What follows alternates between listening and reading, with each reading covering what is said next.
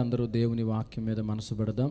ఇప్పటి వరకు మనం ప్రార్థన చేశాం, ఆరాధించాం, పాటలు పాడాం. ప్రభువు విన్నాడు, ఆలకించాడు, కార్యాలు జరిగించబోతా ఉన్నాడు. మరి దేవుని వాక్యాన్ని మనం వినబోతా ఉన్నాం. ప్రభువు మనతో మాట్లాడబోతున్నాడు కాబట్టి ఇక శ్రద్ధతో అందరూ దేవుని వాక్యం మీద మనసు పెట్టాలి. మనం చదువుకున్న ఈ వచనంలో శిష్యులు యేసు ప్రభుని అడుగుతూ ఉన్నారు, అయ్యా నీ రాకడ జరుగుతుంది అని చెప్పావు కదా, మరి యుగ సమాప్తి జరుగుతుందని చెప్పావు, దానికి సూచనలు ఏంటి, మేము ఎలా దాన్ని కనుగొనాలి అని అడిగినప్పుడు ప్రభువు కొన్ని సూచనలు వారితో మాట్లాడుతూ ఉన్నాడు. అబద్ధ క్రీస్తులు వస్తారు, నా పేరట మరి మిమ్మల్ని మోసం చేస్తారు, మీరు జాగ్రత్తగా మెలకువగా ఉండండి. అలాగనే యుద్ధాలు జరుగుతాయి, కరువులు జరుగుతాయి, అనేకులు మరి నా నామాన్ని బట్టి మిమ్మల్ని హింసిస్తారు, శ్రమల పాలు చేస్తారు అని ఎన్నో విషయాలు చెబుతూ ఉన్నాడండి. ప్రియులారా, మనం సమాజాన్ని ప్రస్తుతం గమనిస్తే యేసు ప్రభు చెప్పిన ఎన్నో విషయాలు జరుగుతూ ఉన్నాయి. ఒక పక్క మీరు వార్తల్లో చూస్తే ఇతర దేశాల్లో భయంకరమైన యుద్ధ ఘోష వినబడుతూ ఉంది. మరోవైపు ఆ యుద్ధ కారణాన్ని బట్టి, యుద్ధం జరుగుతున్న కారణాన్ని బట్టి కరువులు కూడా అక్కడక్కడ మరి కలుగుతూ ఉన్నాయి. మరి దేవుని బిడ్డలైన ప్రజలను కూడా దేవుని వాక్యం చెప్పకుండా, ప్రార్థనలు చేసుకోకుండా, ఏవండి మనశ్శాంతిగా ప్రభువుని ఆరాధించుకోకుండా కొన్ని ప్రాంతాల్లో ఆటంకాలు కూడా కలుగజేస్తూ ఉన్నారు. అబద్ధ క్రీస్తులు కూడా కొంతమంది లేచినట్లుగా మనం చరిత్రలో చూస్తూ ఉన్నాం. అయితే ఇప్పుడు జరుగుతున్న యుద్ధాలు కాదు, ఇప్పుడు వచ్చిన కరువులు కాదు, ఇప్పుడు దేవుని బిడ్డలు పొందుతున్న హింస కాదు, కానీ ఇక యేసు ప్రభు రాకడకి ముందు ఇంకా ఇవన్నీ కూడా ఉద్రిక్తమవుతాయి. యుద్ధాలు ఇంకా పెరుగుతాయి, ఆ యుద్ధాలను బట్టి కరువులు ఇంకా పెరుగుతాయి. ఏమండి, మనుషులకి మధ్య ప్రేమ చల్లారిపోతుంది. అనేక మంది యేసు ప్రభువుని బట్టి హింసించబడతారు. ఇవి జరుగుతాయని యేసు ప్రభువే చెప్పాడు. యేసు ప్రభు రాకడ అతి త్వరలోనే ఉంది అని ఇప్పుడు కాదు, మనం పుట్టిన దగ్గర నుంచి వింటానే ఉన్నాం. ఒకసారి స్తోత్రం చెప్పండి. పుట్టిన దగ్గర నుంచి వింటానే ఉన్నాం, అదిగో ప్రభువు వస్తున్నాడు, ఇదిగో ప్రభువు రాబోతున్నాడు, మీరు సిద్ధంగా ఉండండి, మెలకువగా ఉండండి అని మనం పుట్టినప్పటి నుంచి యేసు ప్రభు రాకడను గురించి వింటూనే ఉన్నాం. అయితే ఆ దినాలు ఇప్పుడు సమీపానికి వచ్చినాయని దేవుని వాక్యం, అలాగనే చుట్టుపక్కల పరిస్థితులు మనలను హెచ్చరిస్తూ ఉన్నాయి. కాబట్టి మనం చేయాల్సిన పని ఏంటంటే చాలా మెలకువగా, చురుకుగా, మన ప్రాణప్రియుడు ఎప్పుడు మన కోసం వస్తాడు అని సిద్ధంగా మనం ఎదురు చూస్తూ ఉండాలి. బైబిల్లో యేసు ప్రభు ఒక ఉపమానం చెప్తాడు. ఏంటి అంటే 10 మంది కన్యకలను గురించిన ఉపమానం ఒకటి చెబుతాడు. పెండ్లి కుమారుడు కోసం 10 మంది కన్యకలు ఎదురు చూస్తున్నారు. 5గురేమో సిద్ధపడి ప్రియుడు ఎప్పుడు వస్తాడో, పెండ్లి కుమారుడు ఎప్పుడు వస్తాడని ఎదురు చూస్తూ ఉన్నారు. మరొక 5గురు కూడా ఎదురు చూశారు, కానీ కొంత ఆలస్యం అయ్యేసరికి వాళ్ళు ఏం చేశారట, కునికి ఆయన ఎప్పుడు వస్తాడో తర్వాత చూద్దాం, ముందు కాస్త ఒక కునికేద్దాం, అంతే కదా. కొంతమంది అంతే కదా, సమయమును పోనీయక సద్వినియోగం చేసుకోవాలన్నట్టుగా ఏమాత్రం కొంచెం అవకాశం వస్తే చాలు ఊరకట్ల ఇల్లు వస్తూ ఉంటారు. ఏమండి, ఒకసారట భార్యకి ఏదో అనారోగ్యంగా ఉందని నేను మందిరానికి రాలేను, కానీ నువ్వు వెళ్ళి కాస్త దేవుని వాక్యం విని ఆయన ఏం చెప్పాడో కొంచెం నాతో చెప్పయ్యా అని చెప్పి అందట. భర్త అన్నాడట, ఓ అదెంత పని, నేను వెళ్ళొస్తాను, వాక్యం వినొస్తాను, నీకు చెప్తాను ఏం చెప్పాడో అన్నాడట. సరే ఇక బయలుదేరాడు, వెళ్ళాడు, ఆయన వాక్యం మొదలు పెట్టాడు. ఇక ఆమెమో ఆశతో ఉంది, ఏం చెప్తాడో వాక్యం అని చెప్పి గుర్తుపెట్టుకొని వస్తాడో లేదో అని ఆమె టెన్షన్గా ఉంది. మనోడు వెళ్ళాడు, కూర్చున్నాడు, పాస్టర్ గారు వాక్యం మొదలు పెట్టాడు. ఇక అతను వెళ్ళాడు ప్రయాణానికి. ఎక్కడికి ఆత్మ సంచారానికి వెళ్ళాడు. వెళ్ళి ఆయన వాక్యం మొదలుపెట్టినప్పుడు నిద్రపోవటం మొదలుపెట్టాడండి. ఈ వాక్యం ముగించే సమయానికి వచ్చాడు స్పృహలోకి. వచ్చి ప్రియులారా, నోవాహు అట్లు చేశాను అని ప్రార్థన చేసుకుందామని ప్రార్థన చేసి ముగించాడట. సరే, ఇక అతను భార్య అడిగిద్దిగా ఏం చెప్పాడని గుర్తుపెట్టుకున్నాడు. ఇంటికి వెళ్ళాడు. ఆమె అడిగింది, ఏం చెప్పాడయ్యా పాస్టర్ గారు అంటే, ఏం చెప్పాడు ఏందమ్మాయి, మంచిగా వాక్యం చెప్పాడు ఈరోజు. అసలు చూడండి, నిద్రపోయిన వాళ్ళు ఎంత యాక్షన్ చేస్తారంటే, మామూలుగా విన్న వాళ్ళకంటే వీళ్ళ యాక్షన్ తట్టుకోలేం ఏమండి. ఇక అతను మామూలుగా చెప్పలేదమ్మా ఈ వాక్యం, అసలు పాస్టర్ గారు వాక్యం చెప్తుంటే భలే విన్నాను. అసలు నేను ఆయన చెప్పిన వాక్యంలో ఒక డౌట్ కూడా వచ్చింది నాకు అన్నాడట. ఆమెకు అనిపించింది, నువ్వు వాక్యం వినటమే అంతంత మాత్రం, మళ్ళీ విన్నదానిలో ఒక డౌట్ కూడా వచ్చిందా నీకు, ఏంది చెప్పు అన్నట. అంటే పాస్టర్ గారు వాక్యం అంతా బాగానే చెప్పాడు, కానీ చివరిలో నోవాహు అట్లు చేశాడని చెప్పాడు. అవి ఏమట్లో చెప్పలేదమ్మాయి, పెసరట్ల, మినపట్ల, రాగట్ల, ఏమట్లో చెప్పలేదు, బొబ్బట్ల ఏమట్లో చెప్పలేదు. అది నాకు డౌట్ వచ్చిందంటే ఆమె కొంచెం వాక్యం తెలుసుగా. ఆమె అందట, నువ్వు భలేవాళ్ళలాగా ఉన్నావు, నోవాహు అట్లు చేయటం ఏంది, పొరపాటును కూడా అది నువ్వు విన్నదేదో మొత్తానికి తప్పిన లేదు, నేను ఆ మొక్క విన్నాను, కావాలంటే రా పాస్టర్ గారిని అడుగుదామని ఇద్దరు వాదన పెట్టుకొని పాస్టర్ గారి దగ్గరకు వచ్చారు. నిజం వచ్చారు. వచ్చి ఆయన అప్పుడే అన్నీ సర్దుకొని బయలుదేరుతున్నాడట. వాళ్ళిద్దరూ వచ్చి వాదన పెట్టుకొని పాస్టర్ గారి దగ్గరకు వచ్చి నిలబడ్డారు. ఆయన అడుగుతున్నాడట, పాస్టర్ గారు నువ్వు వాక్యం చెప్పావు, నాకు డౌట్ వచ్చింది అంటే ఆయనకి కొడుతుందట. నువ్వు వింటమే తక్కువ, మళ్ళీ దానిలో డౌట్, ఏం డౌట్ అది అంటే, నోవాహు అట్లు చేశాడని చెప్పావు కదా, ఏమట్లో చెప్పలేదు. మా ఆవిడని అడుగుతుంటే మా ఆవిడ కూడా నువ్వు ఎంత తప్పు అంటున్నావు, నోవాహు అట్లు చేశాడని చెప్పావా లేదా అంటే, ఆయన ఆలోచించి ఓకే అట్లా జరిగిందా నాయన, నోవాహు అట్లు చేశాడంటే మనం తినే ఈ అట్లు కాదు, దేవుడు ఎట్లు చెప్పానో నోవాహు ఏంటంటే దేవుడు ఎట్లు చెప్పానో. ఇప్పుడు ఆ బ్యాచ్ ఎవరన్నా మీలో ఉన్నారా? ఎవరు లేరు కదా. తర్వాత నా దగ్గరికి డౌట్కి ఏం రారు కదా. జాగ్రత్తగా చల్ల గాలి వస్తుంది, ప్రశాంతమైన వాతావరణం. నేనేమో ఉద్యోగ ప్రసంగికుని కాదు, గట్టిగా అరిచి చెప్పేవాడిని కాదు. ఏమండి, ప్రశాంతంగా మాట్లాడతాను, ప్రశాంతంగా మీరు కూడా వినండి. అందరూ రెండు చేతులు ఎత్తి స్తోత్రం చెప్పండి ఒకసారి. హల్లెలూయా. 10 మంది కన్యకలు, 5గురేమో సిద్ధపడున్నారు. యేసయ్యా నా ప్రియ, ఎప్పుడో నీ రాకడ సమయం అన్నట్లుగా, ప్రభు రాకడ ఎప్పుడు జరిగిద్దో అన్నట్లుగా, ప్రాణ ప్రియుని కోసం, పెండ్లి కుమారుని కోసం ఎదురు చూస్తూ ఉన్నారు. ఆశతో కనిపెట్టుకొని ఉన్నాడు. ఇంకాసేపటికి వస్తాడు అని ఆశతో కనిపెట్టుకొని ఉన్నారు.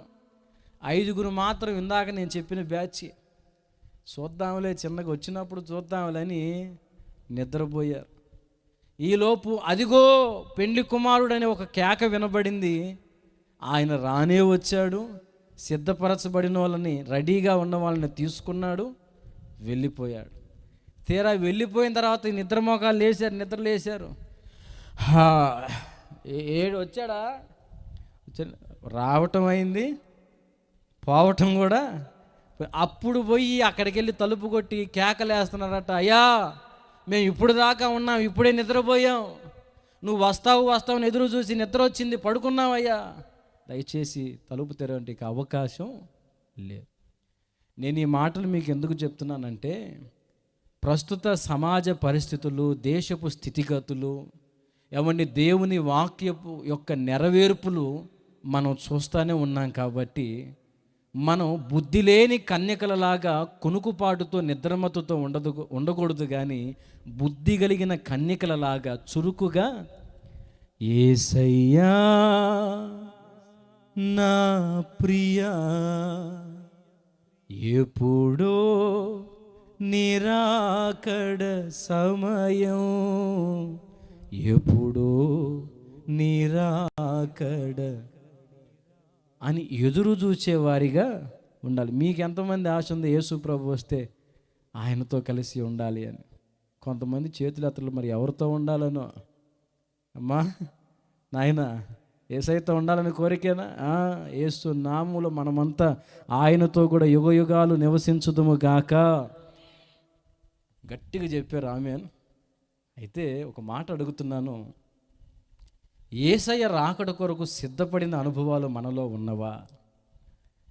దేవుని రాకడ కొరకు ఆయన ఎప్పుడు వస్తాడు అని మనము చురుకుగా కనిపెట్టుకుని ఉన్నామా, సిద్ధపడి ఉన్నామా అనేది ఒక్కసారి మనల్ని మనం పరీక్షించుకోవాలి.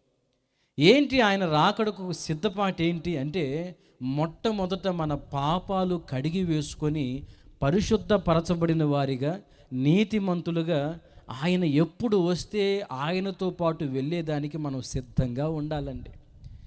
చాలామంది దేవుని సన్నిధికి వస్తారు, దేవుని వాక్యాన్ని వింటారు, దైవ సేవకులకు కానుకిస్తారు, ఆహారం పెడతారు, మర్యాదగా పలకరిస్తారు, అన్ని లెక్కలు బాగుంటాయి. కానీ బాప్తిస్మాన్ని మాత్రం కొంతమంది నిర్లక్ష్యం చేస్తూ ఉంటారు. మళ్ళీ వీళ్ళు కూడా వాళ్ళలో ఉండి పాటలు పాడుతూ ఉంటారు. యేసయ్యా నా ప్రియా ఎప్పుడో ఆయన అంటాడు, నేను వస్తే నీకు బ్యాండ్ మేళ మోగిద్ది, నువ్వు తొందరగా రక్షణ పొందు, నువ్వు తొందరగా బాప్తిస్మం పొందు. నువ్వు పాపాలు కడిగి వేసుకోకుండా, నువ్వు మారు మనసు పొందకుండా, జీవితాన్ని దిద్దుకోకుండా, యేసయ్యా నా ప్రియ ఎప్పుడో నీ రాకడ సమయం అంటే నేను వస్తే నీ పని అయిద్దమ్మా నాయన, నీ పని అయిద్ది, తొందరగా మారు మనసు పొందు, జీవితాన్ని దిద్దుకో, పాపాలు కడిగి వేసుకో అని దేవుడు మాట్లాడుతాడు ఉంటాడు తన దాసుల్లో నుంచి. స్తోత్రం కలుగునుగాక, హల్లెలూయా.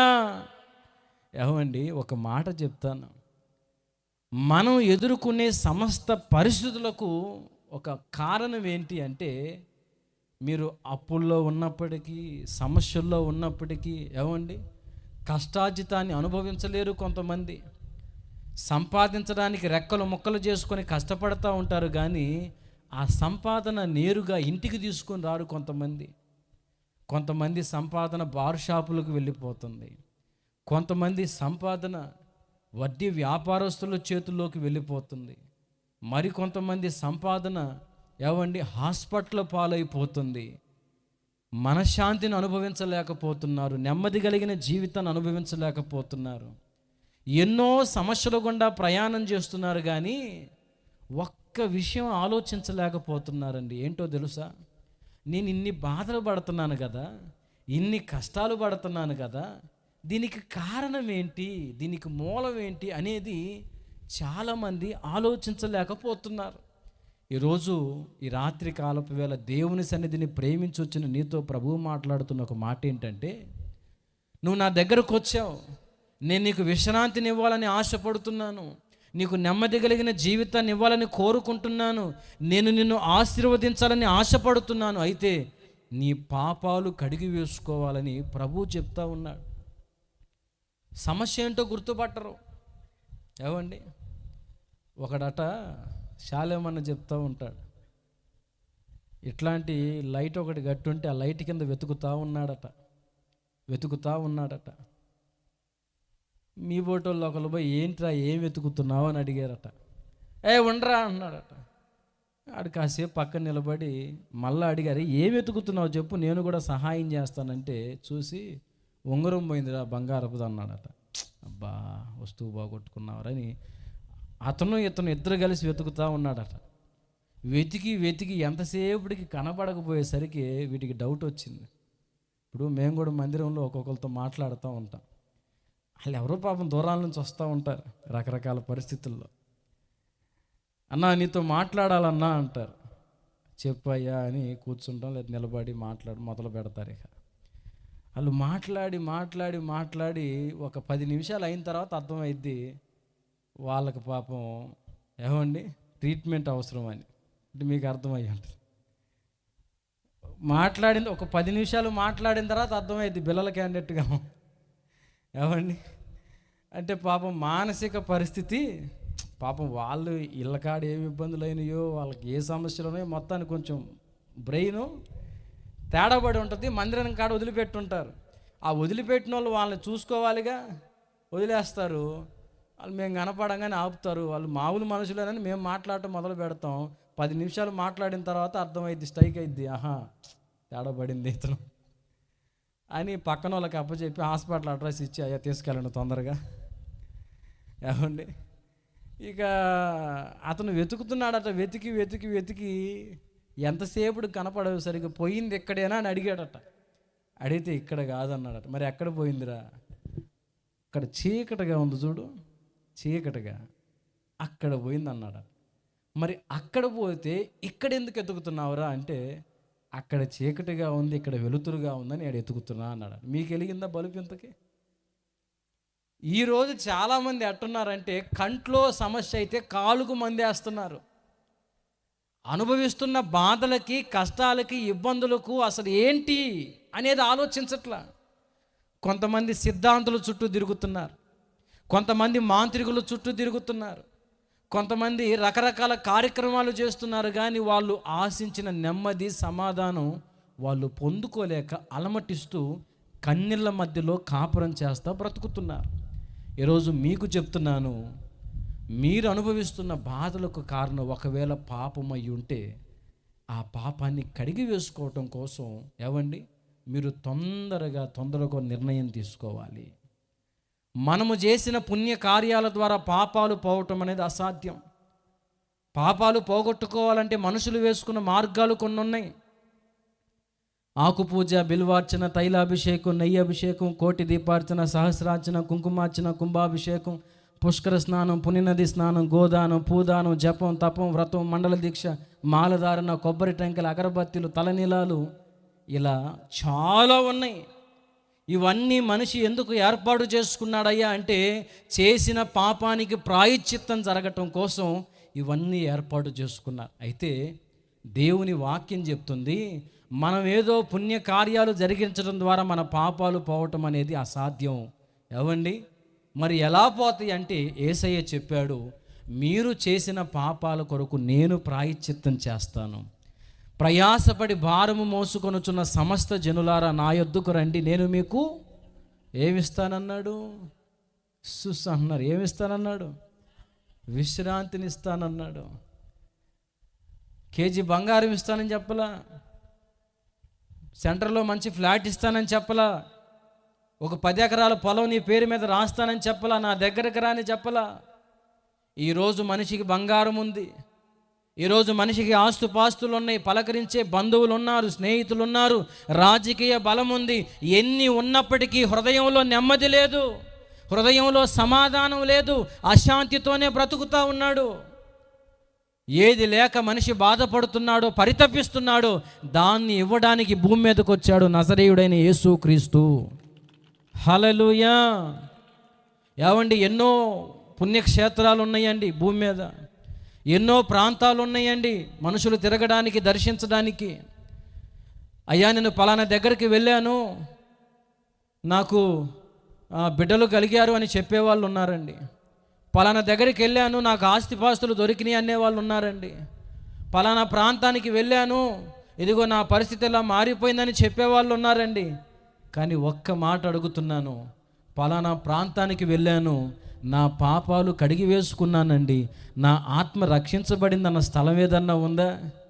లేదు, లేదు. భూమి మీద మన పాపాలు కడిగివేసి మనకు పరలోక రాజ్యాన్ని ఇచ్చే మార్గం, వ్యక్తి ఎవరైనా ఉన్నారు అంటే ఆయన నజరేయుడైన యేసుక్రీస్తు ఒక్కడు మాత్రమే. కొట్టు, గట్టి కొట్టు. ఎన్నో మార్గాలు ఉన్నాయి, కానీ మన పాపాలు కడిగి వేసుకోవడానికి ఏకైక మార్గం యేసుక్రీస్తు ఒక్కడు మాత్రమే. అందుకనే చెప్తున్నాను, ఈ రాత్రి మీకు దేవుని రాకడ అతి సమీపంలో ఉంది, అతి సమీపంలో ఉంది. ఇంకా ఈరోజు పొందుదాం, రేపు పొందుదాం, తర్వాత చూద్దాం అని నువ్వు నిర్లక్ష్యంగా ఉంటే ఖచ్చితంగా నువ్వు దెబ్బతినే అవకాశం ఉంది. కొంతమందికి దేవుడు అవకాశాలు ఇచ్చాడండి. ఏవండి, రోగం వచ్చి మంచాల పాలైపోయి అనారోగ్యంతో ఉండి ప్రార్థనా సహాయం పొందిన వ్యక్తులు ఉన్నారు కొంతమంది. అయ్యా నన్ను లేపితే, నన్ను దర్శిస్తే, నా రోగాన్ని బాగు చేస్తే ఇక ఈ జీవితాన్ని నీకు అప్పచెప్తాను ప్రభువా, నేను రక్షణ పొందుతానయ్యా, జీవితాన్ని నీకు అప్పగిస్తానయ్యా అని తీర్మానం చేసుకొని ఏవండి తీరా బాగుపడిన తరువాత శాలేమన్న చెప్తూ ఉంటాడు, రేవు దాటిన దాకా ఓడమల్లన్న అని రేవు దాటిన తర్వాత ఏంటాక ఏమన్నారు, కొంతమంది కార్యాలు జరిగినంత మట్టుకే యేసు ప్రభు, తర్వాత గోడ మీద పిల్లి వాటంలాగా ఉంటారు. ఇబ్బంది ఏమి లేదు, నష్టమేమి లేదు, నువ్వు నష్టపోతావు, నువ్వు ఇబ్బంది పడతావు. రేపటి దినాన పాపాలు కడిగి వేసుకున్న వ్యక్తులు అలాగూ ఎత్తబడుతూ ఉంటే, అలాగూ ఆరోహణమవుతూ ఉంటే, ప్రభువుని చేరుతూ ఉంటే గుండెలు బాదుకొని ఏడుస్తావు. అయ్యో బోధకులు చెప్తున్నప్పుడు నేను ఎందుకు నిర్లక్ష్యం చేశాను, ఈరోజు పొందుదాం, రేపు పొందుదాం, తర్వాత చూద్దామని రోజులు సంవత్సరాలు గడిచివేశానే. ఈరోజు నా తోటి వాళ్ళు ఎత్తపడ్డారు, నేను విడవబడ్డానని గుండెలు బాదుకొని ఏడ్చిన అవకాశం ఉండదో చెప్తున్నా. ఈరోజు ఈ కోటాలు ఎందుకు ఏర్పాటు చేయబడినవో తెలుసా? ఇదిగో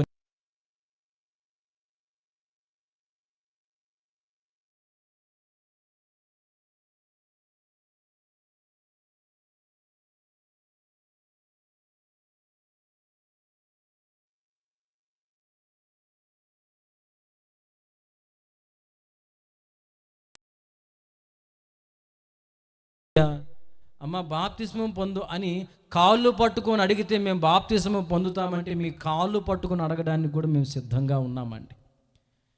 కాళ్ళు పట్టుకొని అడగమన్నా అడుగుతాం. ఎందుకంటే మీరు నరకానికి పోవటం ఇష్టం లేదు, మీరు నశించిపోవటం ఇష్టం లేదు, మీరు నెమ్మది లేని జీవితాన్ని అనుభవించడం ఇష్టం లేదు.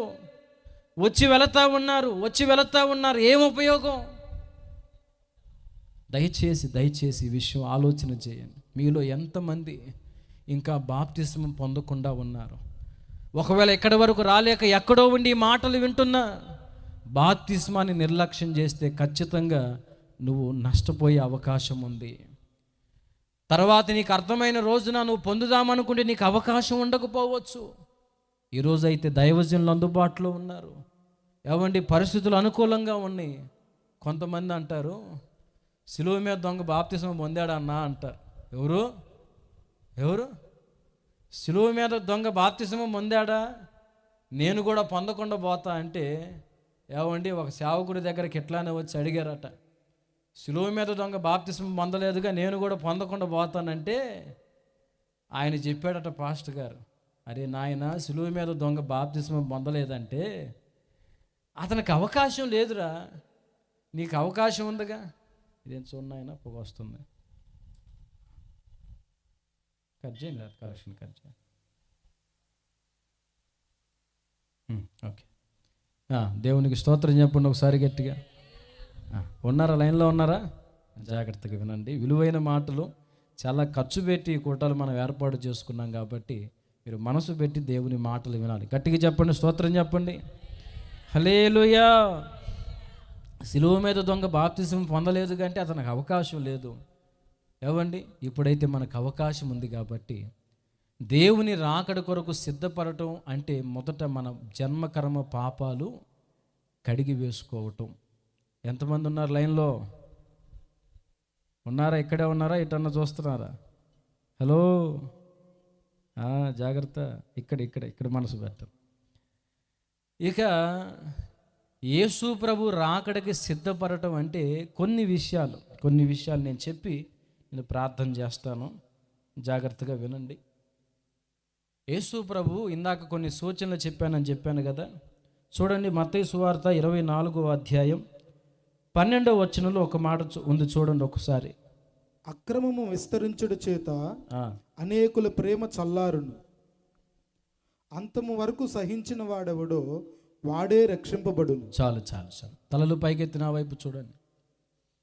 యేసు ప్రభు చెప్తున్నాడు, దేవుని రాకడ సమీపించే దినాల్లో ఒక ప్రమాదం ఏర్పడుతుందట. అదేంటంటే అక్రమము విస్తరించుట చేత ప్రేమ చల్లారిపోతుందట. ఏం చల్లారిపోతుంది? నోరు తెరిచి చెప్పండి. టీయా, కాఫీయా, మరి మీరు గట్టిగా చెప్పరే ఏంటిది? ప్రేమ చల్లారిపోతుందట. మనం ఇందాక మాట్లాడుకున్నాం, రాకడ సమీపిస్తున్న దినాల్లోని మనం ఉన్నాం కాబట్టి ప్రేమ చల్లారిపోయే ప్రమాదం మనలో ఉంటుంది. కాబట్టి మనం ఈ అంత్య దినాల్లో చేయవలసిన ఒక ముఖ్యమైన పని ఏంటంటే మనలో ప్రేమ చల్లారిపోకుండా జాగ్రత్త తీసుకోవాలి. ఏమండి, ఈరోజు మనం చూస్తున్నాం కుటుంబాల్లో ప్రేమ తరుగైపోతుంది, భార్యాభర్తల మధ్య ప్రేమ తరుగైపోతుంది. ఏమండి, పెళ్లి చేసుకునేటప్పుడేమో అసలు ఎలా ఉంటారు? సంతోషంగా ఆనందంగా.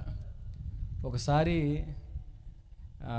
పాస్టర్ గారు ఇద్దరు రోడ్డు మీద నిలబడి ఉన్నారట. జోరును వర్షం పడుతుందట అంటండి. కురుస్తుంటే పాస్టర్ గారు ఇద్దరు ఏదో ఒక పాక లాంటిది ఉంటే అక్కడ ఉన్నారట. ఇద్దరు భార్యాభర్తలు సంతోషంగా, అంత జోరు వానలో కూడా ఏమండి ఒకరినొకరు హత్తుకొని వానలో తడుచుకుంటూ వెళుతున్నారట. పాస్టర్ గారు చూసి, పాస్టర్ గారు అసలు వాళ్ళని చూడండి, అసలు ఎంత అన్యోన్యంగా ఉన్నారో కదండి, ఎంత సంతోషంగా ఉన్నారు కదా, కొత్త జంట, అసలు కొత్తగా పెళ్ళైనట్టు ఉంది. ఇప్పుడు వాళ్ళ మధ్య గాలి కూడా ప్రవేశించలేదు కదండి అందట పాస్టర్ గారు అన్నారట, వైఫ్ ఇప్పుడు గాలి కూడా ప్రవేశించదు, కానీ 1-2 సంవత్సరాలకు గడ్డిలారి ప్రవేశించుద్ది వాళ్ళిద్దరి మధ్య అన్నాడట. అంటే అర్థమైందా? గడ్డిలారి ఎంత ఉంటుందో తెలుసా? ఏమండి, మామూలుగా ఉండే లారీ కంటే అటు సగం ఇటు సగం 2 లారీలు అంత ఉంటుంది. ఈ మాట ఎంతమంది ఒప్పుకుంటారు? పెళ్ళైన కొత్తలో ఏమండి, భర్త ఎప్పుడు వస్తాడు అని భార్య ఎదురు చూస్తూ ఉంటుంది. ఆ గుమ్మం కాడే కనిపెట్టుకొని ఉంటుంది. ఇతగాడు పని చేసే దగ్గర టైం చూసుకుంటా ఉంటాడు. మేస్త్రి గారు ఈరోజు ఒక 10 నిమిషాలు ముందు వెళ్తానండి. ఎందుకు? కొత్తగా పెళ్ళయింది పాపం, భార్యను చూసుకోవాలా. ఏమండి, ఇటు ఏం ఎదురు చూస్తూ ఉంటుంది, అటు ఆయన రావడానికి తొందరపడతా ఉంటాడు. కరెక్ట్గా 2 సంవత్సరాలు గడిచిద్దండి. ఇప్పుడు అదే సీన్ ఆలోచిద్దాం. ఏమో టైం చూసుకుంటా ఉంటుంది. దుర్మార్గుడు వస్తాడేమో, ఇప్పుడు టైం అయింది, దుర్మార్గుడు వచ్చే టైం అయిందని ఇతను చూస్తూ ఉంటాడు. అతను ఏమో చూస్తూ ఉంటుంది, అతను టైం చూసుకుంటూ ఉంటాడు. టైం చూసుకొని అబ్బో ఇప్పుడు ఇంటికి పోవాలిగా, ఇప్పుడు దాకా ప్రశాంతంగా ఉందిగా. అందుకే మీరు చూడండి, ఈ మధ్య జనాలు ఇళ్లల్లో ఉంటలా, టీ కొట్ల దగ్గర, టిఫిన్ కొట్ల దగ్గర, ఏమంటే ఇంట్లో ఉంటలా. ఎందుకు? ఇంటికి పోయిన కాడ నుంచి అంటే ఏం జరుగుతుంది అంటే మొదటిలో ఉన్న ప్రేమ ఇప్పుడు చల్లారిపోయింది. ఏమైంది చెప్పండి అమ్మమ్మ, చెప్పండి. ఏమైంది? చల్లారిపోయింది. భార్యాభర్తల మధ్య ప్రేమ చల్లారిపోయింది. తల్లి బిడ్డల మధ్య ప్రేమ చల్లారిపోయింది. ఏమండి, సంఘంలో ప్రేమలు చల్లారిపోతూ ఉన్నాయి. అయితే ఈ ప్రేమలన్నీ చల్లారిపోకుండా ఉండాలి అంటే మనము చేయాల్సిన ఒక ముఖ్యమైన పని ఏంటంటే, వినండి, దేవుని మీద ఉన్న ప్రేమ చల్లారకుండా చూసుకోవాలి. స్తోత్రం చెప్పండి ఒకసారి గట్టిగా, హల్లెలూయా. ఇప్పుడు అక్కడ లైట్ ఆగిపోతే అందరూ అటు చూసారా లేదా? ఇదిగో యథార్థంగా చెప్పండి, చూసారా లేదా? ఎందుకు లైటు ఆగిపోయిందని. ఇప్పుడు ఒక మాట మిమ్మల్ని అడుగుతా, చెప్పండి. ఈ మైక్ పని చేయాలన్నా, ఈ లైట్ పని చేయాలన్నా, ఏమండి ఆ కెమెరా పని చేయాలన్నా, సౌండ్ సిస్టమ్ పని చేయాలన్నా ఇక్కడ పవర్ ఉండాలా లేదా? ఈ పవర్ ఎక్కడి నుంచి వచ్చింది? కొంచెం ఆలోచించి చెప్పండి నాకు. ఎక్కడి నుంచి వచ్చింది?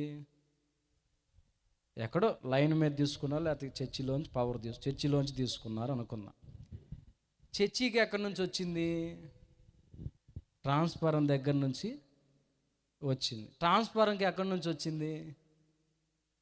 ఏందండి మీరు, మేము కరెంటు పని చేసే వాళ్ళ కనపడుతున్నాం అన్నట్టు చూస్తున్నారు. మీకు తెలిసిందే అడుగుతుంది నేను. చెప్పండి. ఎక్కడి నుంచి? చర్చి నుంచి వచ్చింది కరెంట్ ఇక్కడికి. చర్చికి ఎక్కడి నుంచి వచ్చింది? ట్రాన్స్ఫారం దగ్గర నుంచి వచ్చింది. ట్రాన్స్ఫారంకి ఎక్కడి నుంచి వచ్చింది? దగ్గరలో మనకి పవర్ స్టేషన్ ఒకటి ఉంది ఇక్కడ. ఎంతమంది తెలుసు నాయన? అక్కడి నుంచి వచ్చింది. ఇప్పుడు ఒక్క మాట ఆలోచన చేయండి, అక్కడ ఎక్కడ పవర్ స్టేషన్ దగ్గర కలెక్షన్ కరెక్ట్గా ఉంటే ఇక అన్ని స్థలాల్లో అన్నీ పని చేస్తూ ఉంటాయి. స్తోత్రం చెప్పండి గట్టిగా. అర్థమైందా? మెయిన్ దగ్గర ఒక్క దగ్గర కలెక్షన్ కరెక్ట్గా ఉంటే నేను ఇందాక చెప్పినట్లుగా ఈ లైట్లు వెలుగుతూనే ఉంటాయి, ఈ మైకు మోగుతూనే ఉంటుంది, కెమెరా పనిచేస్తూ ఉంటుంది, అన్నీ సవ్యంగా జరిగిపోతూ ఉంటాయి. ఎప్పుడు మెయిన్ దగ్గర కలెక్షను చెప్పాలి మెయిన్ దగ్గర. ఇప్పుడు నీ కుటుంబంలో నువ్వు ప్రేమ చల్లారకుండా చూసుకోవాలన్నా, సంఘంలో ప్రేమ చల్లారకుండా చూసుకోవాలన్నా, ఏమండి, ముఖ్యమైన వ్యక్తి ఒక ఆయన ఉన్నాడు. దేవునికి నీకు మధ్య ప్రేమ చల్లారిపోకుండా నువ్వు చూసుకోవాలి. స్తోత్రం కలుగును గాక. హల్లెలూయా. నేను ఇందాక చెప్పినట్టుగా పెళ్ళైన కొత్తలో ఉన్నట్టుగా కొంతమంది రక్షణ పొందిన కొత్తలో అబ్బో వేడిగా లెగిస్తే ప్రార్థన, కూర్చుంటే ప్రార్థన. ఏమండి, అసలు వాళ్ళ అనుభవాలు ఇద్దరు కూర్చొని మాట్లాడుకున్నారు అనుకో, అబ్బే ఏందది మనం ప్రార్థన చేసుకోవాలైతే ఏందది అని వాళ్ళు మాట్లాడుకుంటుంటే అబ్బే అని వీళ్ళు మోకరించి ప్రార్థన చేసి బైబిల్ చదువుకుంటా అసలు వీళ్ళు ప్రభువు వీళ్ళు అన్నట్టుగా ఉంటుంది. కొన్ని సంవత్సరాలు గడిచిన తర్వాత ఏమండి, ఏ గుంపునైతే చూసి వీళ్ళు అబ్బే అన్నారో వీళ్ళు పోయి ఆ గుంపులో కూర్చుంటారు. కొన్ని సంవత్సరాలు గడిచిన తర్వాత ఏం జరిగిందంటే దేవుని మీద ఉన్న ప్రేమ చల్లారిపోయింది. అదిగో ఆ ప్రేమ చల్లారిపోయేసరికి ఇక మిగిలిన ప్రేమలన్నీ కూడా చల్లారిపోయినాయి. గుర్తుపెట్టుకోండి, ఈ అంత్య దినాల్లో దేవుని మీద ప్రేమ చల్లారిపోయే ప్రమాదం ఉంది. కాబట్టి ప్రతి ఒక్కరు, ఇక్కడికి వచ్చిన ప్రతి ఒక్కరు, దేవుడు అంటాడు కదా ప్రకటన గ్రంథంలో, నువ్వు అన్నీ చేస్తున్నావు, కష్టపడుతున్నావు, ప్రయాసపడుతున్నావు, కానీ మొదట నీకుండిన ప్రేమను నీవు వదిలితివి. కొంచెం అది చూసుకో. మొదట నువ్వు ఎంత ప్రేమగా ఉన్నావో, ఎంత నా గురించి ఆలోచించావో, నా తలంపులు ఎంత ఆసక్తి కలిగి ఉన్నావో ఒక్కసారి గుర్తు చేసుకొని ఆ మొదటి ప్రేమను మరలా నువ్వు సాధన చేయాలి. అప్పుడు అన్ని లెక్కలు కరెక్ట్గా ఉంటాయి. స్తోత్రం కలుగును గాక. మనమేం చేస్తాం? రక్షణ పొందిన ప్రారంభంలో మన పాట ఏంటి? దేవా నా దేవుడవు నీవేనని నామది నేలేరా రాజు. అసలు ఎంత ఉద్యోగంగా పాడుతున్నారండి మీరు. ఏమండి, మిమ్మల్ని పెట్టుకోవాలి పాటల పోటీకి, ఫస్ట్ ప్రైజ్ తెస్తారు అట్టుకుంటా. పాడండి అందరు గట్టిగా.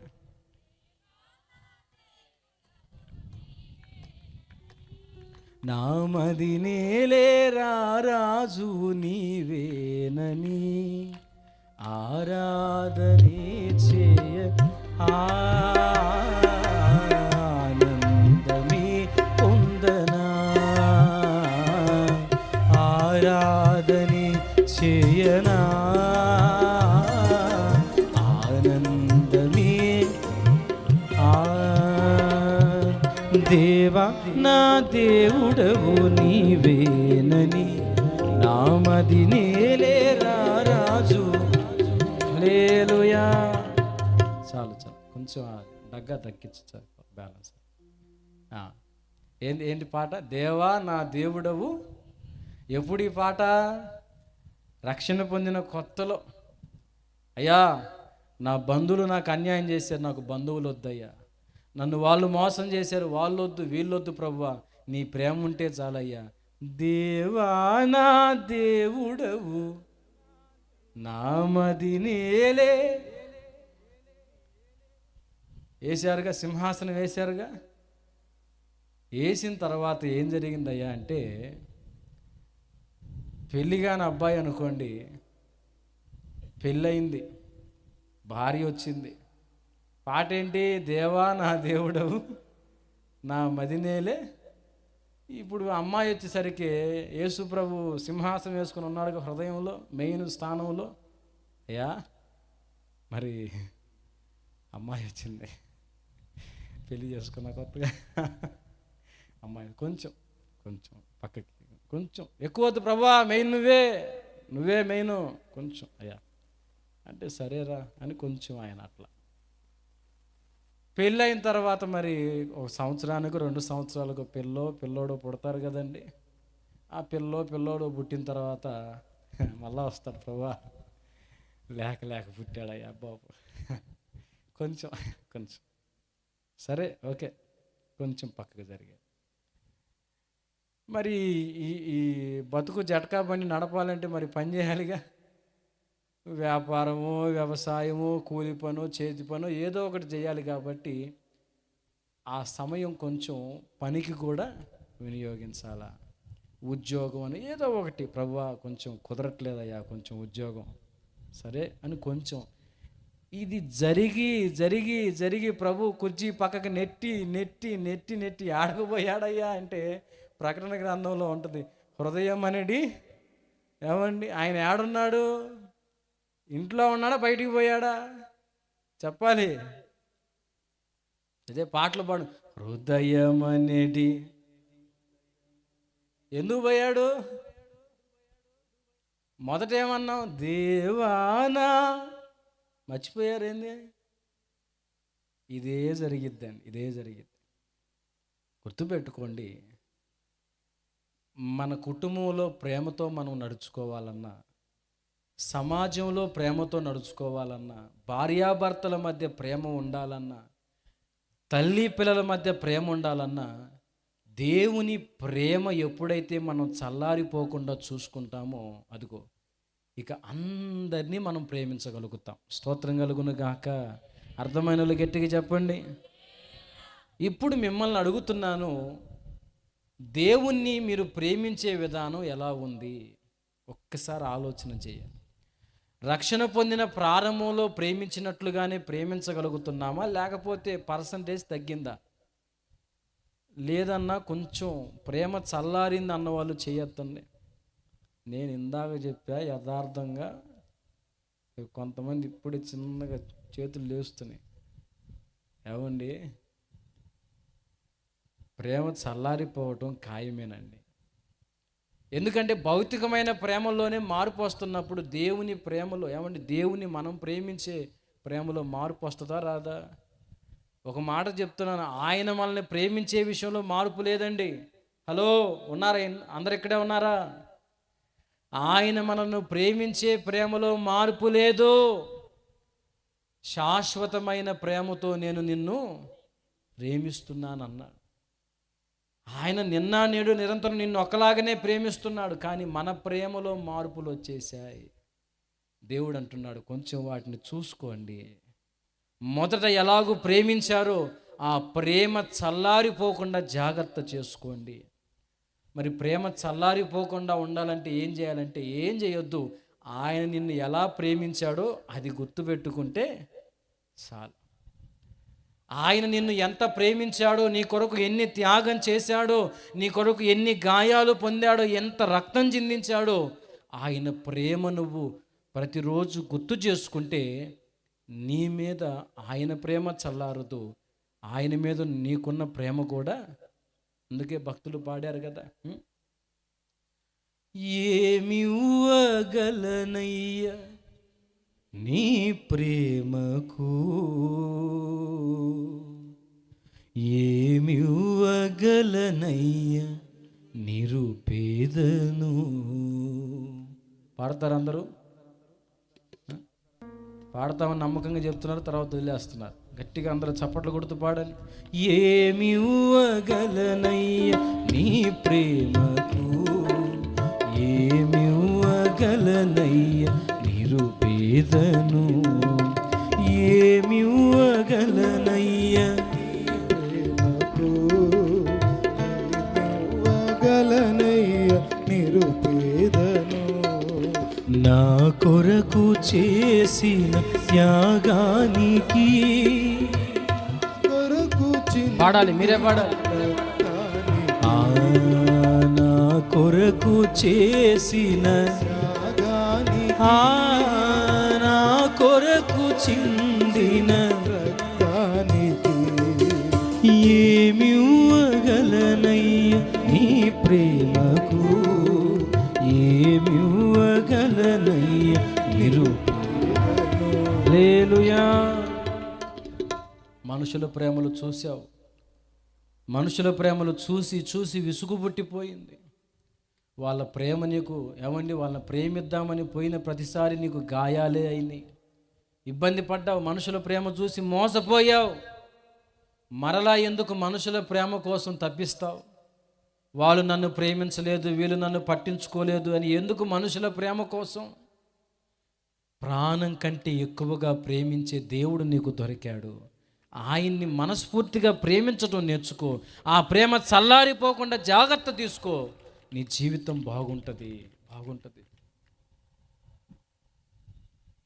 ఆయన్ని మనం ప్రేమించడం న్యాయం పురిలారా. ఆయన్ని మనం ప్రేమించడం మనకే క్షేమం. ఎందుకంటే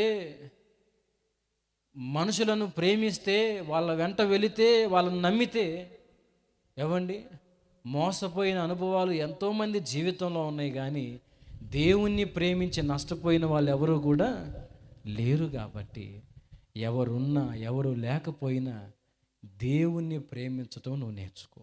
ఆ ప్రేమ చల్లారిపోకుండా ఒక్కసారి కనుక ఆ ప్రేమను రుచి చూచావనుకో, ఇక నీకు ఎవ్వరూ పట్టరు. ఇక ఒక ఆమె అంటది, నా భర్త నన్ను మోసం చేశాడయ్యా, నేను ఎందుకు బ్రతకాలి అంటది, నేను చచ్చిపోతానంటది. దేవుని ప్రేమ గుర్తులేదా నీకు? మోసం చేసే భర్త ప్రేమ చూసుకుని నువ్వు చచ్చిపోవాలనుకుంటున్నావే, నీకోసం చచ్చిపోయిన యేసయ్య ఉన్నాడు కదా, ఆ ప్రేమను ఎందుకు చూడలేకపోతున్నావు? మనుషుల ప్రేమలకు వెంట నువ్వు వెళ్ళిన ప్రతిసారి నీకు గాయమే అవుతుంది, నువ్వు ఇబ్బంది పడతావు. దయచేసి దేవుని ప్రేమను నువ్వు గుర్తుపట్టు. నువ్వు కూడా ఆయన్ని ప్రేమించటం నేర్చుకో. ఆ ప్రేమ చల్లారిపోకుండా నువ్వు జాగ్రత్త తీసుకొని ఈ అంత్య దినాల్లో ప్రభువు నిన్ను హెచ్చరిస్తూ ఉన్నాడు. హల్లెలూయా. మనం చేయాల్సిన ఒక ముఖ్యమైన పని ఏంటి? ప్రేమ చల్లారిపోకుండా చూసుకోవాలి. రెండవది, మన భక్తి చల్లారిపోకుండా చూసుకోవాలి. ఏంటండి కాస్త గట్టిగా చెప్పండి. ఏం చల్లారకుండా చూసుకోవాలి? భక్తి చల్లారిపోకుండా చూసుకోవాలి. ఎందుకంటే అపోస్తుడైన పౌలు తిమోతితో మాట్లాడుతూ ఒక మాట అంటాడు కదా, తిమోతి, ఈ అంత్య దినాల్లో మనుషులు ఎలాగూ తయారవుతారంటే పైకి భక్తి కలిగిన వ్యక్తులుగా ఉంటారు, కానీ దాని శక్తిని ఆశ్రయించరయ్యా. నువ్వైతే అలా ఉండొద్దు తిమోతి. భక్తిలో చల్లారిపోవద్దని తన ప్రియ శిష్యుడైన తిమోతికి పౌలు హెచ్చరిక చేస్తూ ఉన్నాడు. చూడండి ఒకసారి, 2 తిమోతి పత్రిక 3వ అధ్యాయం 5వ వచనంలో ఈ మాట మనకి దొరుకుతుంది. పైకి భక్తి గల వారి వలె ఉండి దాని శక్తిని ఆశ్రయించని వారునై యుందురు.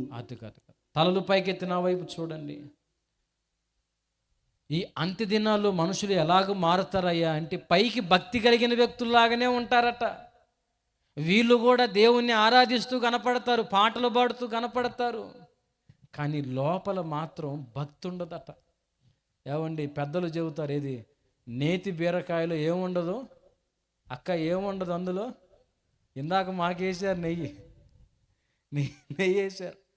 కొంతమంది ఇలాగనే ఉంటుంది, నేతి బీరకాయలు నెయ్యి ఉండనట్లుగా పేరుకి విశ్వాసులే కానీ వాళ్ళలో భక్తి ఉండదు, విశ్వాసం ఉండదు. ఆ ప్రమాదం ఇప్పుడు వచ్చేసింది. ఇప్పుడు ఒకవేళ మనం నటించిన, వినండి, మనం ఇప్పుడు నటించినా నేను కూడా భక్తున్నేనండి, నేను కూడా భక్తురాలనేనండి, నేను కూడా ప్రార్థన చేస్తానండి అని ఇప్పుడు నలుగురితో కలిసి మనం నటించినా ఒకరోజు రాజు వస్తాడట. రాజు వచ్చి గొర్రెలను ఒకవైపు, మేకలను ఒకవైపు డివైడ్ చేస్తాడు. అప్పుడు నువ్వు వేసుకున్న భక్తి ముసుకుందో చూడు, అది ఏమండి అది తొలగిపోతుంది, పోతుంది. అందుకని ఏదో పైకి భక్తి కలిగిన వ్యక్తుల్లాగా నటించటం కాదు, నిజంగా భక్తి కలిగిన వ్యక్తుల్లాగా మనం బ్రతకాలి. ఈరోజు భక్తి సాధన అనేది చాలా కష్టమైపోతున్న రోజుల్లో మనం ఉన్నాం. అందుకని దేవుడు హెచ్చరిస్తున్నాడు, భక్తి చల్లారకుండా చూసుకో, భక్తి చల్లారకుండా చూసుకో. నాకు అనిపిస్తుంది ఒకసారి అనిపిస్తుంది, షుగర్ టెస్ట్ చేయడానికి కొన్ని మిషన్లు వచ్చినాయి. ఎంతమంది తెలుసు? షుగర్ టెస్ట్ చేయాలంటే అది సూది పొడిచి బ్లడ్ బయటికి తీస్తారు. బీపీ చెక్ చేయడానికి, బీపీ ఎంత పర్సంటేజ్ ఉందో చెక్ చేయడానికి మిషన్లు వచ్చినాయి. ఇంకా బ్లడ్లో కణాలు ఎన్ని ఉన్నాయో టెస్ట్ చేయడానికి రక్త పరీక్షలు వచ్చినాయి. అన్నిటికీ వచ్చినాయి. నాకు అనిపిస్తుంది, ఎవరిలో భక్తి ఎంత ఉందో కూడా తెలిసే మిషన్లు ఏమన్నా వస్తే బాగుండు. ఆ చర్చి దగ్గర ఎంట్రన్స్లో పెడితే ఒక్కొక్కల రంగు ఏమండి తెలిసిద్దా? అప్పుడు కరోనా వచ్చిన కొత్తలో షాలు మన మిషన్లో తెప్పించాడు. కరోనా వచ్చినప్పుడు కాదండి, అది ఏదో మొత్తానికి ప్రమాదాలు జరుగుతుంటే అప్పట్లో దేవాలయాల్లో ఈ ఎక్కువగా ప్రజలు సమకూడే ప్రాంతాల్లో ఈ ప్రమాదాలు జరుగుతున్నాయి. అందుకని టెస్ట్ చేసి మిషన్లు తెప్పించాడు. అవి లోపలికి వచ్చినప్పుడు చెక్ చేసి పంపిస్తారు మనోళ్ళు. ఇప్పుడు మనుషుల్లో భక్తి ఎంత శాతం ఉందో కూడా తెలుసుకోవడానికి అట్లాంటివి ఏమన్నా వస్తే అప్పుడు తెలిసిద్ది. ఒకవేళ ఇప్పుడు తెలియకపోయినా అప్పుడు మాత్రం, ఎప్పుడు యేసయ్య వచ్చినప్పుడు మాత్రం నీ రంగేందో నా రంగేందో, నువ్వు ఇప్పుడు పైకి భక్తి కలిగిన మాటలు మాట్లాడుతూ భక్తురాల్లాగా నటిస్తూ ఉండొచ్చు, అప్పుడు మాత్రం అసలు రంగేందో. అందుకని దేవుడు అంటాడు, ఎందుకు ఆడదాకెందుకు, ఇప్పుడే నీలో భక్తి చల్లారకుండా. ఏమన్నా నేను చెప్పేది ఏమన్నా అర్థం అవుతుందా, లేకపోతే ఏమన్నా గందరగోళంగా ఉందా? అర్థమవుతుందండి, చేతులు ఎత్తండి. మీ సహకారం ఉంటేనాగా మేము ముందుకెళ్ళేది. గట్టి స్తోత్రం చెప్పండి. మనం భక్తి చేస్తే ఎలా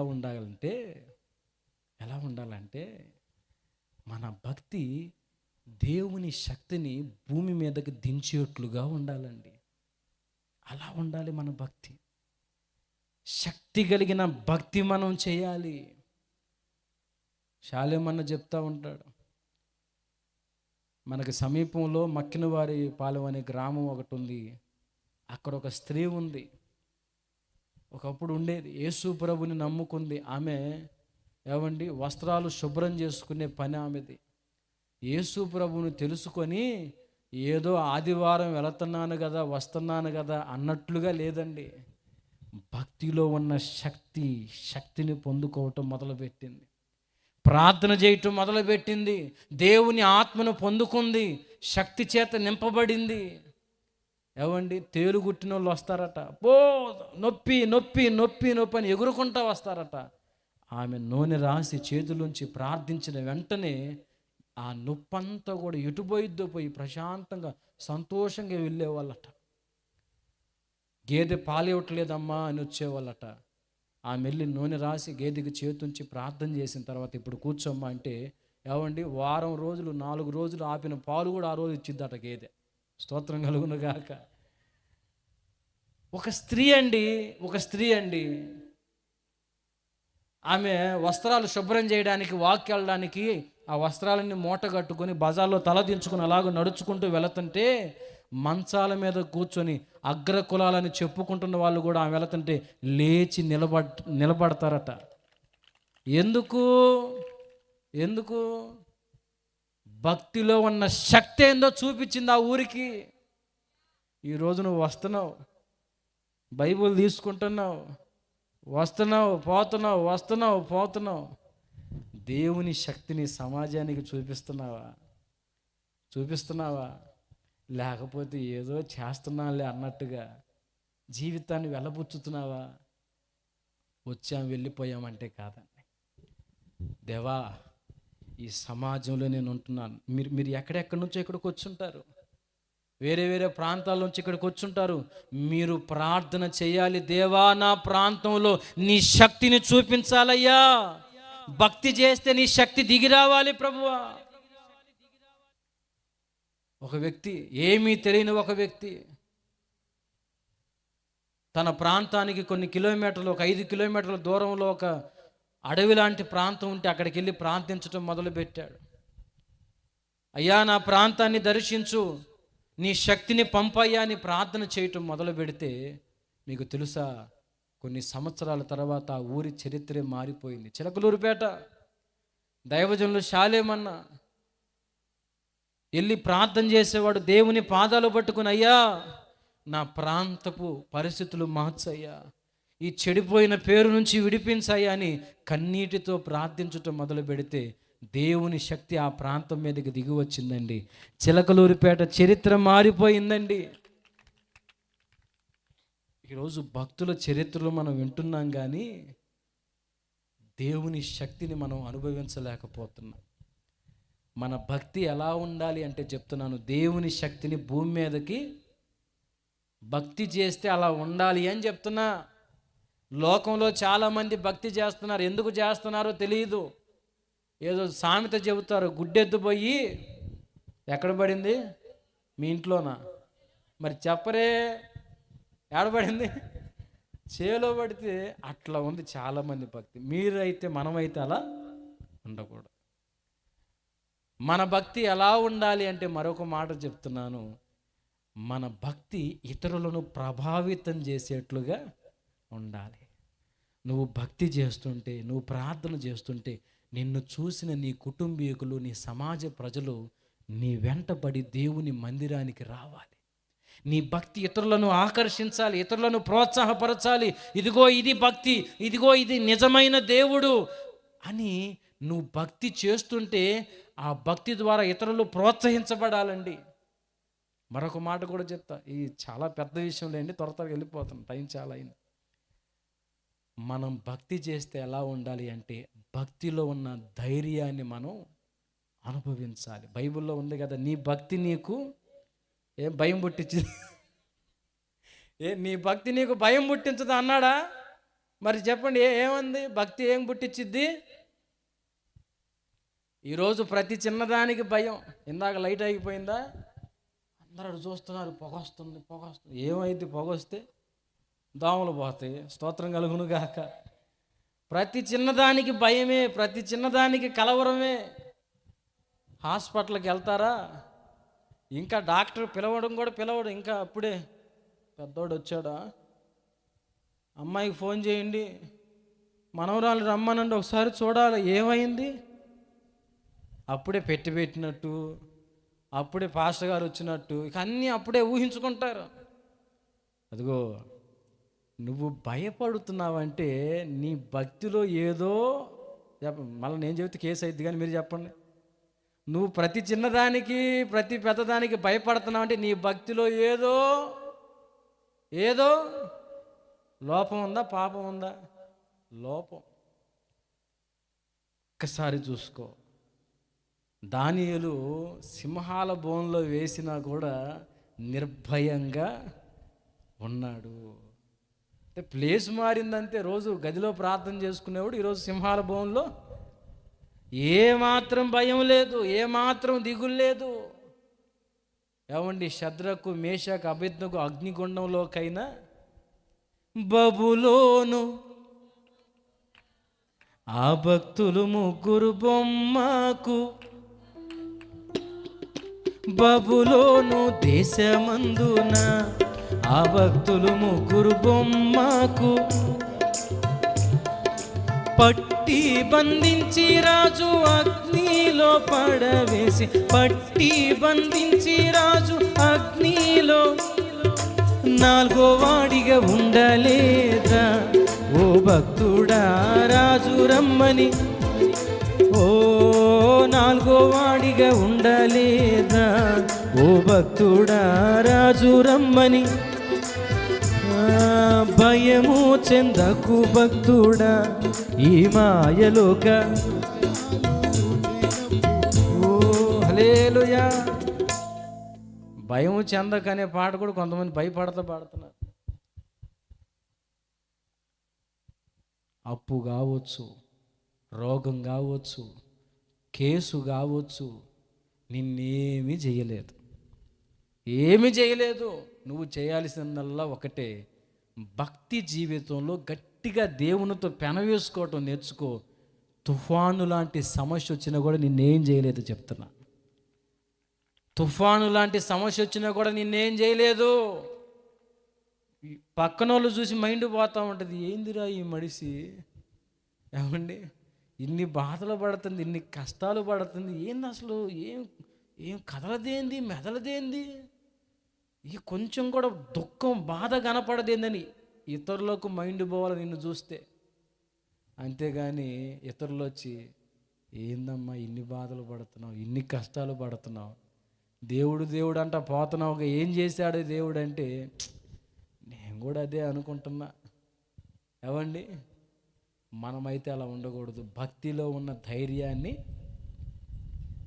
చెప్పమంటారా, ముగించమంటారా?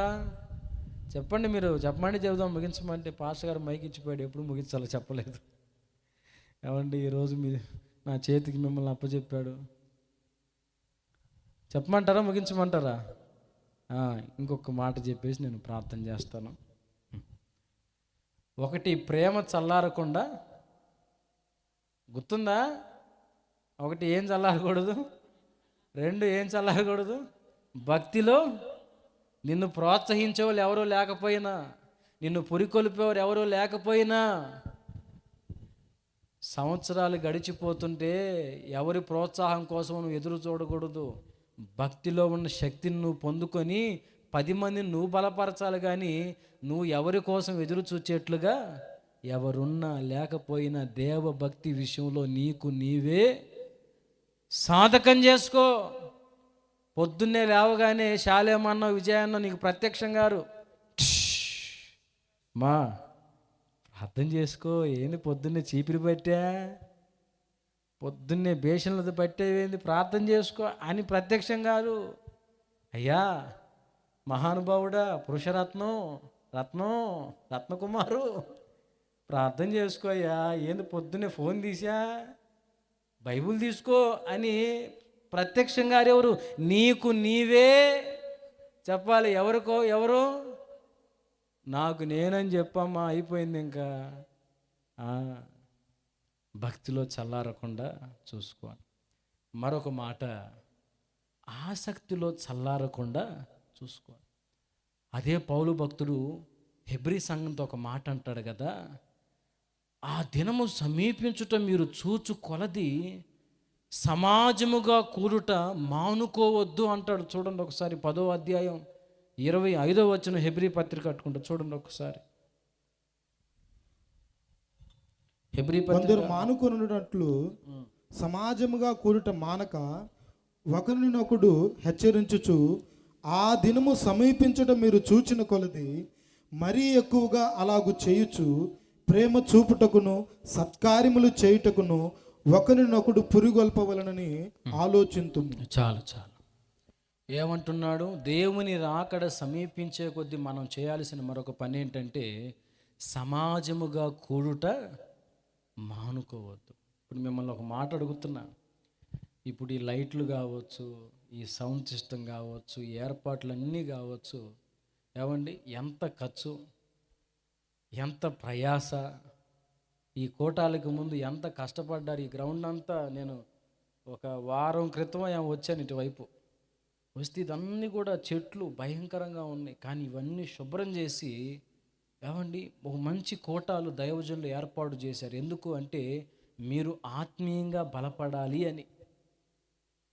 ఇలాగూ సమాజంగా కూడికలు ఏర్పాటు చేసినప్పుడు కొంతమంది కొన్ని దరిద్రం ఏంటంటే, ఏముందలే జరుగుతూ ఉంటాయిగా, ఏముందలే, మీకు తెలుసా ఇలాగూ సమాజంగా కూడినప్పుడు దేవుని బలమైన ప్రత్యేకమైన సన్నిధి ఇక్కడికి దిగి వస్తుందండి. ఆల్రెడీ దేవుని సన్నిధి ఉంది ఇక్కడ.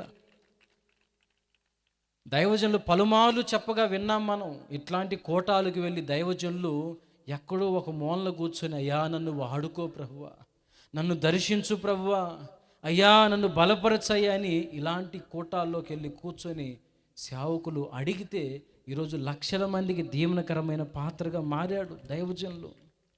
ఈరోజు నీకు కూడా చెప్తున్నా, సమాజముగా కూడుకోవటం మానుకోవద్దు. మనము కూడిన ప్రతిసారి దేవుని ప్రత్యేకమైన సన్నిధి ఉంటుందండి. మనం నిర్లక్ష్యంగా ఉండకూడదు. నలుగురు సమకూడినప్పుడు ఆ గుంపులోనికి వెళ్ళి ప్రార్థనలోను వాక్య ధ్యానములోను దేవుని స్తుతించుటలోను గడిపితే ఏమండి అన్ని మేలులు కాదు. మనకు తెలుసు కదా, బైబిల్లో 120 మంది దాదాపు మేడగదిలో ఉండి ప్రార్థన చేస్తూ ఉంటే పరిశుద్ధాత్మ దేవుని శక్తి ఏవండి అగ్ని నాలుకలుగా విభాగించబడి వారందరి మీదకి వ్రాలినప్పుడు వాళ్ళందరూ శక్తితో నింపబడ్డారు. ఈరోజు ఒక దైవజనుడుగా చెప్తున్నాను, ఈ ఎన్ని రోజులు ఈ కూటాలు ఏర్పాటు చేశారో దైవజనుడు, అన్ని కూటాల్లో కలవండి, దేవుణ్ణి మహిమపరచండి.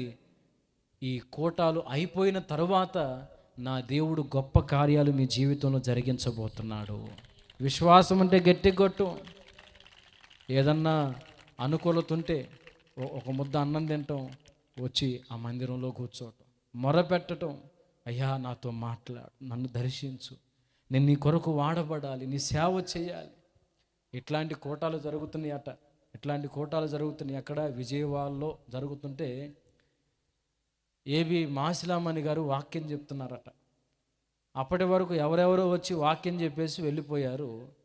ఏబి మాసిలామణి అయ్యగారు తెలుసా మీకు? ఆయన ఎవరు అని అంటారా? నడిపించు నానావా, కరుణాపీఠము జరిగే పాటలు ఉన్నాయి కదండి, ఇంకా మంచి మంచి పాటలు ఉన్నాయి. ఆయన వాక్యం చెప్పడానికి మైక్ తీసుకుంటే అప్పటి వరకు గొడవ చేసిన చిన్న పిల్లలు కూడా సైలెంట్గా ఉండి వాక్యం వినటం మొదలు పెట్టారట. వినండి వినండి, ఈ ఒక్క మాట వినండి, నేను ప్రార్థన చేస్తాను. ప్రశాంతంగా దేవుని వాక్యాన్ని మాట్లాడుతున్నాడు దైవజనుడు. అయిపోయిన తర్వాత ఆ కూటాల్లో ఏ సన్నగారు వెళ్ళారట వాక్యం వినడానికి. ఆ కూటం అయిపోయిన తర్వాత ఆ ఇసుకలో ఆ మట్టిలో మోకాళ్ళేసి ఏ సన్నగారు అడిగారట, ప్రభువా అదిగో ఆ సేవకుడి మీద ఉన్న అభిషేకం నాకు కూడా ఇవ్వయ్యా, ఆ సేవకుడు వాడబడినట్లుగా నేను కూడా వాడబడాలి ప్రభువా అని ఆ మట్టిలో ఇసుకలో మోకరించి ఏడ్చి ప్రార్థన చేసి లేచి వస్తే ఈరోజు సేవకులు ఏసన్న గారు కూడా లక్షల మందికి దీవెనకరమైన పాత్రగా మారారు, వెళ్ళిపోయారు ప్రభు దగ్గరికి. ఈరోజు నీకు కూడా చెప్తున్నా, దేవుని కొరకు వాడబడాలి అన్న ఆశ ఉంటే ఇదిగో సమాజముగా కూడుకోవడానికి అవకాశం వచ్చినప్పుడు మనము ఆసక్తి విషయంలో మాంద్యులు కాకుండా సమకూడాలి, కలిసి ప్రార్థించాలి. ఇంకా కొన్ని విషయాలు ఉన్నాయి, నేను ఇక ముగిస్తాను. ఆఖరి మాట, విశ్వాసంలో కూడా మనం చల్లారిపోకూడదు. తిమోతి పత్రికలోను చూడండి, ఆ మాట మనకు కనపడిద్ది. 1 తిమోతి పత్రిక 4:1 నుంచి చదవండి. అయితే కడవరి దినములలో కొందరు అబద్ధికుల వేషధారణ వలన మోసపరుచు ఆత్మల యందును దెయ్యముల బోధ యందును లక్ష్యముంచి విశ్వాస భ్రష్టులగుదురని ఆత్మ తేటగా చెప్పుచున్నాడు. చాలు చాలు నాయన చాలు. ఏవండి, అందరు నా వైపు చూడండి. ఏం చెప్తున్నాడు పౌలు భక్తుడు? కడవరి దినాల్లో అంటే అంత్య దినాల్లో మరొక ప్రమాదం ఏంటంటే విశ్వాసంలో చల్లారిపోయే ప్రమాదం కూడా ఉంది. కాబట్టి మీ అందరికీ చెప్తున్నాను, యేసు ప్రభుని నమ్ముకున్నామంటే నమ్ముకున్నామని కాదు, అంతము వరకు మన విశ్వాసాన్ని మనం జాగ్రత్తగా కాపాడుకోవాలి. పౌలు భక్తుడు అన్నాడు, ఏమన్నాడు చెప్పండి ఏమన్నాడు? మంచి పోరాటము పోరాడి తిని నా పరుగు కడముంటించి తిని నా విశ్వాసాన్ని. నువ్వు విశ్వాస జీవితంలోంచి తొలగిపోవడానికి ఎన్నో ఆటంకాలు వస్తాయి. కొంతమందికి కొన్ని శ్రమలు తీసుకొని వస్తాడు సాతాను, రకరకాల శోధనలు, రకరకాల ఇబ్బందులు. నిన్న మొన్న ఒక సహోదరుడు కలిసి అన్నా, యేసు ప్రభుని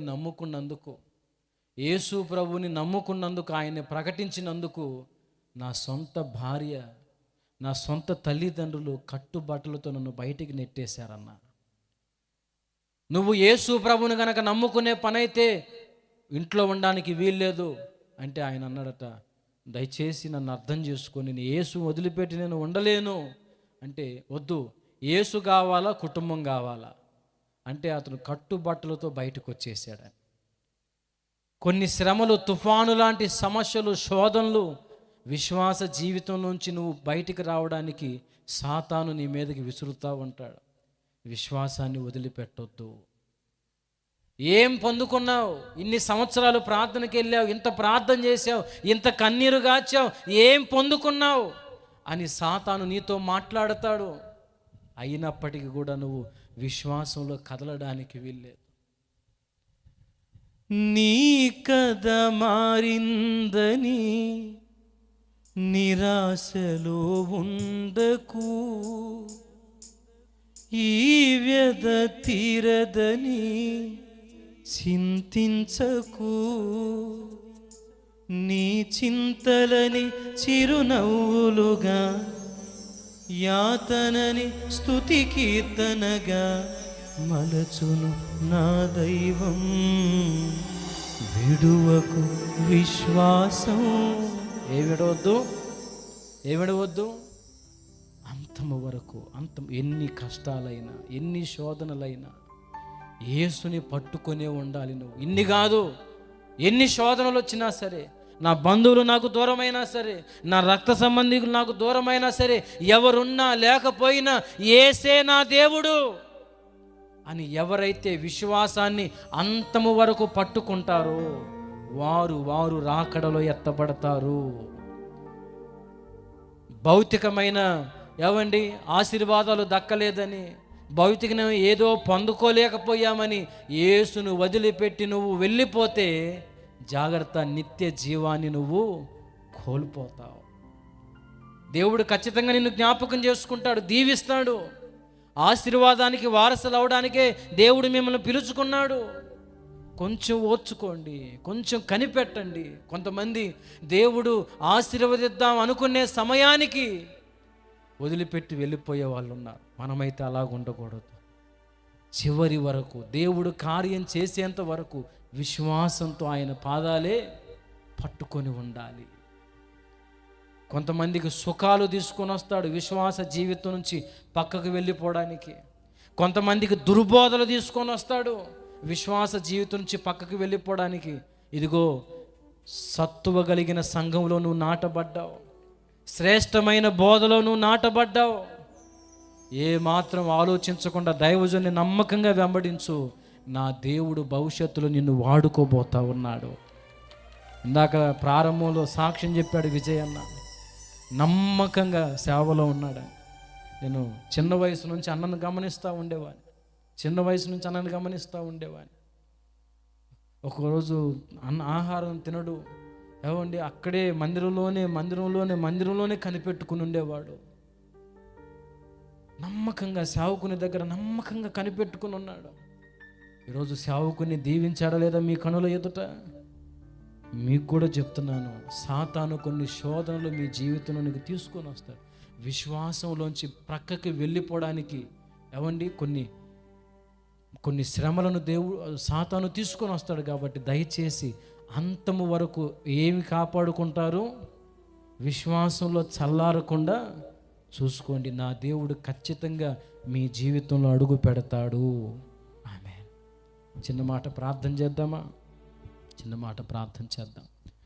ఏమేమి చల్లారకూడదని చెప్పాను చెప్పండి. 1 మన ప్రేమ, 2 మన భక్తి, 3 మన ఆసక్తి, 4 మన విశ్వాసం చల్లారకూడదు. రండి, మోకాల మీదకి రండి. అందరూ మోకాల మీదకి రండి. అనుకున్నవి జరగలేదని, ఆలస్యమైందని సందేహపడొద్దు. విశ్వాసంలో సన్నగిల్లొద్దు. దేవుడు నీ జీవితంలో కదలాలనుకునే సమయానికి ఎందుకు అవిశ్వాసపు మాటలు మాట్లాడుతున్నావు? ఎందుకు నీరు గారిపోయిన మాటలు మాట్లాడుతున్నావు? నీ పరిస్థితి ఎలా ఉన్నా విశ్వాసంతో మాట్లాడటం అలవాటు చేసుకో. నా దేవుడు నీ జీవితంలో కదలబోతున్నాడు. ఈ కొద్ది కాలమే ఎంత కన్నీరు గాచావు, ఎంత ప్రార్థన చేశావు. దేవా నన్ను వాడుకో దేవా అని ఎంత అడిగావు. దేవుడు మరచిపోయాడు అనుకుంటున్నావా సోదరి? దేవుడు మరచిపోయాడు అనుకుంటున్నావా? విశ్వాసాన్ని వదిలిపెట్టొద్దు. ఇంతకాలం ఓర్చుకున్నావు కదా తల్లి. అమ్మా, ఇంకొంచెం కాలం వచ్చుకో దయచేసి. నేను కదలబోతున్నా నీ జీవితంలో. నేను కదిలే సమయానికి ఎందుకు నిరాశపడుతున్నావు? నేను చెయ్యి చాచబోతున్నా నీ కొరకు. నేను రాబోతున్నా నీ దగ్గరికి. ఈలోపే ఎందుకు నువ్వు నిరాశపడుతున్నావు? ఈలోపే ఎందుకు నీరు గారిపోతున్నావు? లేదు లేదు. కొంతమంది అయ్యా నా అప్పులు తీర్చు, నా రోగాలు తగ్గించు, నాకు ఇల్లు ఇవ్వు, నన్ను అలా దీవించి ఇలా దీవించని ఏవి అడగరండి. కొంతమంది ఏమడుగుతారో తెలుసు, దేవా నేను నీ కొరకు వాడబడాలయ్యా, నలుగు ఆత్మలు సంపాదించాలయ్యా, నీ కొరకు బ్రతకాలని అడుగుతా. ఏమా ఈ ప్రార్థన దేవుడు వినడా? ఈ ప్రార్థన దేవుడు వినడా? దేవుడు మాట్లాడుతున్నాడు. నీ ప్రార్థన నా దగ్గరకు చేరింది, నీ కన్నీళ్ళు నా దగ్గరకు చేరినాయి. త్వరలోనే జవాబులు పొందుకోబోతున్నావు. విశ్వాసాన్ని వదిలిపెట్టొద్దు. ఏం చేశాడు నా దేవుడు అనే మాట నీ నోట రానివ్వద్దు. తుఫాను లాంటి శోధనలు వస్తాయి, పెనుగాలులు వస్తాయి. ఎన్ని శోధనలైనా ఎన్ని సమస్యలైనా అంతము వరకు సహించిన వాడే రక్షించబడతాడు. అంతము వరకు విశ్వాసాన్ని కాపాడుకున్న వాడే ఎత్తబడతాడు రాకడలో. చెయ్యి, ప్రార్థన చెయ్యి.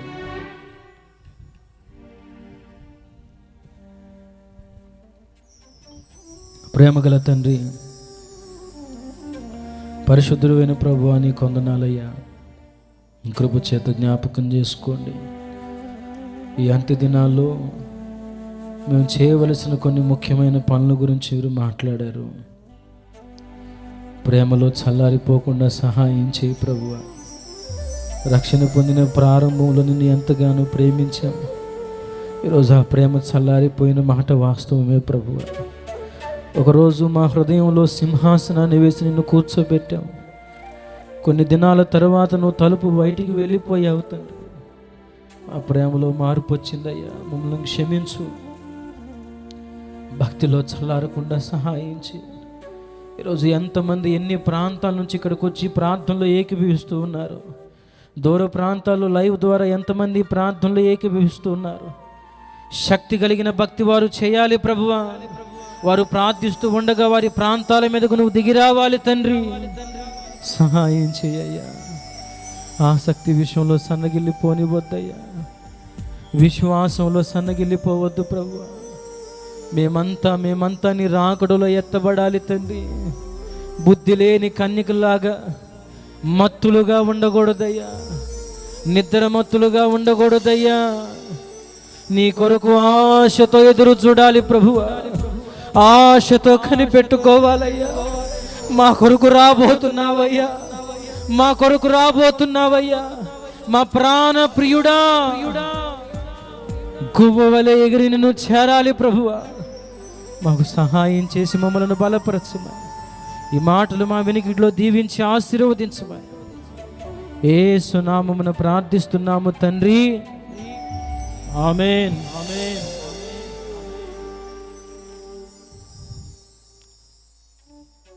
ప్రియులారా, దేవుని మాటలు మనం విన్నాం. దయచేసి దేవుడు కదిలేంత వరకు ఓపిక పట్టండి. విశ్వాసంతో మాట్లాడటం అలవాటు చేసుకోండి.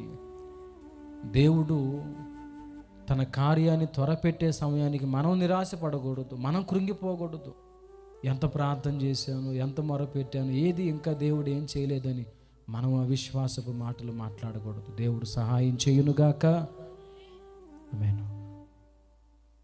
చిన్న కార్యక్రమం ఉంది, అది కూడా మనం పూర్తి చేసుకొని చివరి ఆశీర్వాదంతో మనం సెలవు తీసుకున్నాం. చివరి రోజు ఆశీర్వాద ప్రార్థన ఇవ్వడం జరుగుతుంది.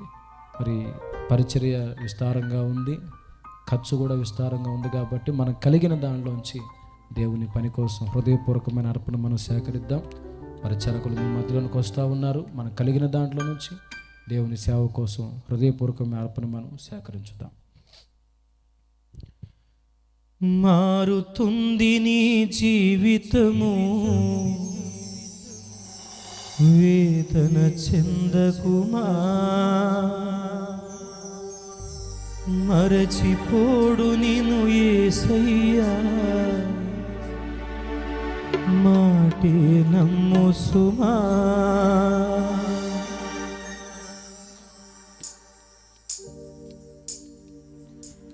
మారుతుంది నీ జీవితము వేదన చెందకుమా. మరచిపోడు నిను యేసయ్యా మాటే నమ్ము సుమా. మారుతుంది నీ జీవితము వేదన చెందకుమా. మరచిపోడు నిను యేసయ్యా మాటే నమ్ము సుమా. మోసే భారం నువ్వు చేసే త్యాగం, మోసే భారం నువ్వు చేసే త్యాగం, ఎదురీతలన్నీ ఎదకోతలన్నీ చూసెను నా దైవం. చేయునులే సాయం, చూసెను నా దైవం. చేయునులే న్యాయం. మారుతుంది నీ జీవితము వేదన చెందకుమా. మరచిపోడు నిను యేసయ్యా మాటే నమ్ము సుమా.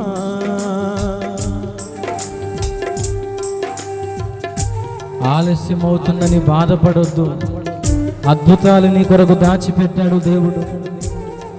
ఆలస్యం అవుతుంది అంటే శ్రేష్టమైనదే దేవుడు నీ కొరకు సిద్ధపరిచాడు.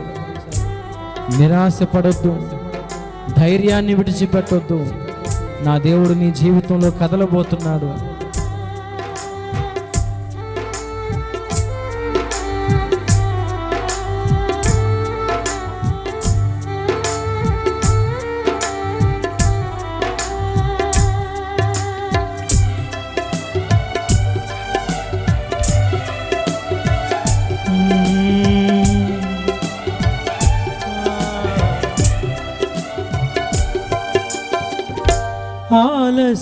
ఆలస్యమైందని ఆక్రందన చెందకు.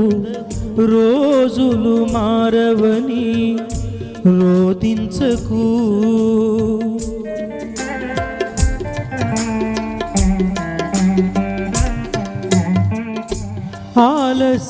ఆలస్యమైందని ఆక్రందన చెందకు. రోజులు మారవని రోదించకు.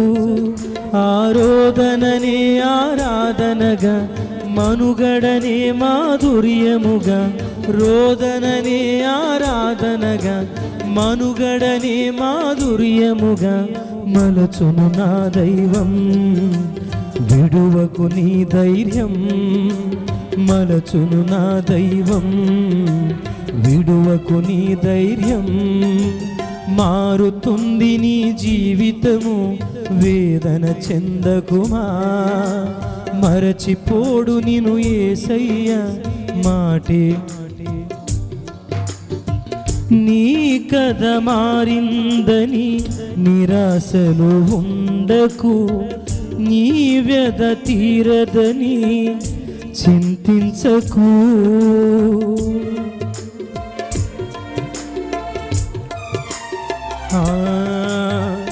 నీ కథ మారిందని నిరాశలో ఉండకు.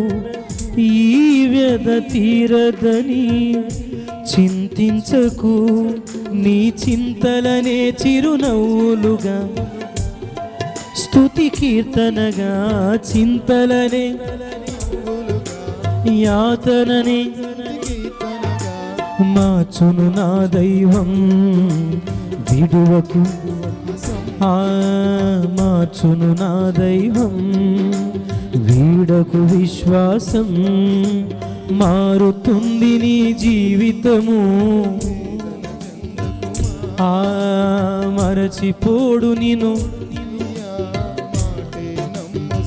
హల్లెలూయా. షాలేమన్న పరిచర్య ప్రారంభించిన తొలి దినాల్లో చుట్టుపక్కల ప్రాంతాల నుంచి ఒక్కొక్క ఊరు నుంచి 2, 3, ఒక 10 మంది 20 మంది దాకా పక్కూరు నుంచి వస్తున్నారట. అప్పుడు షాలేమన్నలో పరిస్థితి ఎలా ఉందంటే వాళ్ళు తినడానికి తిండి లేక చాలా ఇబ్బంది పడుతున్నారు. నూకలు ఉంటాయి కదా, నూకల్లో జీడి నూక ఉంటుంది, చాలా తక్కువ రకం నూకలు, అలాంటివి తింటున్నారంటే రేషన్ బియ్యం కొనుక్కొని తినడానికి కూడా పరిస్థితి లేదు. అట్లాంటి పరిస్థితుల్లో వాళ్ళుంటే పరిచర్యకి చుట్టుపక్కల నుంచి కొంతమంది వ్యక్తులు వస్తుంటే శాలేమన్న వాళ్ళ అమ్మగారితో అన్నారట, అమ్మ చుట్టుపక్కల గ్రామాల నుంచి మన దగ్గరకు వస్తున్నారు కదా, వాళ్ళకి కొంచెం ఆహారం వండి పెడదామన్నా అమ్మ అంటే అమ్మగారు అందట, అయ్యా మనకేలాకి ఇబ్బంది పడుతున్నాం కదయ్యా, వాళ్ళకి ఎక్కడ పెడదాం అని అందట. అప్పుడు సేవకులు పలికిన ఒక మాట ఏంటంటే, అమ్మా ఈరోజు మనకు లేక ఇబ్బంది పడుతున్నాం కదా, ఒక రోజు వస్తుంది మన చేతులతో 1000 మందికి ఆహారం పెట్టిస్తాడు అని చెప్పాడట. ఏమండి, విశ్వాసంతో దైవజనుడు పలికిన మాట ఈరోజు దేవుడు నెరవేర్చాడా లేదా? పరీక్ష కోసం, విశ్వాస పరీక్ష కోసం బైబిల్లో వ్రాయబడి ఉంది. మన విశ్వాసానికి అనేకమైన అగ్ని లాంటి పరీక్షలు. ఎలాంటి అంటే, ఇక యేసు ప్రభుని వదిలిపెట్టి వెళ్ళిపోదాం అన్నంత శోధనలు, పరీక్షలు కూడా వస్తాయి. అలాంటివి వచ్చినప్పుడు కూడా మీ విశ్వాసాన్ని అంతము వరకు, ఎన్ని శోధనలైనా కావచ్చు, ఏది ఉన్నా లేకపోయినా యేసయ్యను మాత్రం వదిలిపెట్టొద్దు. ఆయన పట్టుకున్నంతకాలం నీకు నిత్య జీవం గ్యారెంటీ. ఆయన్ని వదిలిపెట్టావా నీకు నరకం గ్యారెంటీ. కాబట్టి దేవుని కొరకు మనం బ్రతుకుదాం. ఇంకా రక్షణ పొందని వ్యక్తులు మీరుంటే దయచేసి బాప్తిస్మం పొందండి. మీకు తీర్మానం వస్తే ముందుకు రండి, దైవజనులు మీకు బాప్తిస్మం ఇవ్వడానికి సిద్ధంగా ఉన్నారు. ఈ మాటలు దేవుడు మన వినికిడిలో దీవించి ఫలింప చేయును గాక. అందరికీ వందనాలు. మరొకసారి నన్ను ఇక్కడికి ఆహ్వానించిన దైవజనులు విజయానికి ప్రత్యేకమైన వందనాలు. సెలవు.